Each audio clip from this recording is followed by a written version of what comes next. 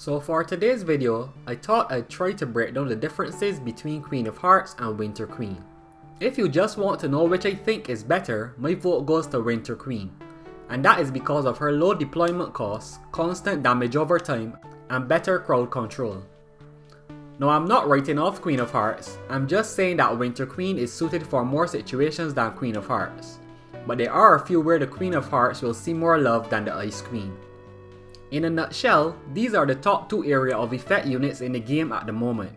Queen of Hearts is fire and is focused purely on DPS, with very slight utility, whereas Winter Queen has a lot more utility and supposedly less DPS, but it's hard for me to tell. When it comes to area of effect, if we ignore the damage over time of Winter Queen, Queen of Hearts has a better area of effect. Her basic attacks cover a wider area of damage and her ultimate is a full screen, so it cares not if the enemy is in front or behind. Winter Queen on the other hand has a much smaller area of effect on her basic attacks, and while the damage area of her ultimate is quite big, it isn't full screen, so enemies behind her will not be hit.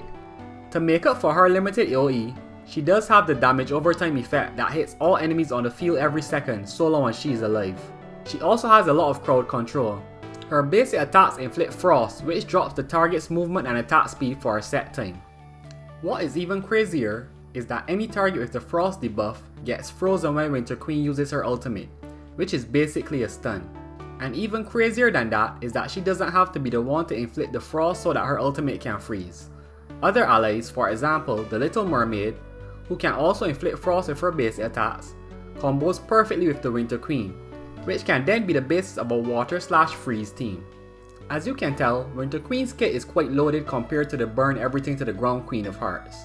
When it comes to raw stats though, Winter Queen trails Queen of Hearts, with the Queen of Hearts having more than 100 base attack than Winter Queen.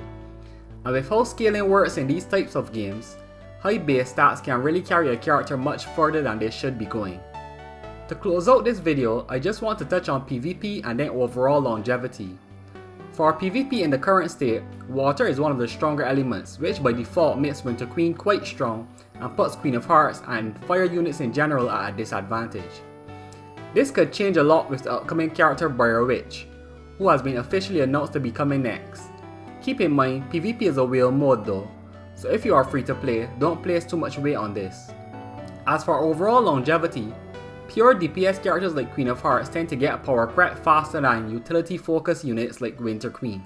Queen of Hearts does have a stupidly high attack though, with plenty of ways to boost it further, so she might be safe for a while, so don't write her off. You can't go wrong with either of the two, but I do believe Winter Queen edges out Queen of Hearts. I myself am a Queen of Hearts player as I got her first and I'm doing just fine. Until next time, my name is Quickjump and you can look forward to more Grimlight videos in the future.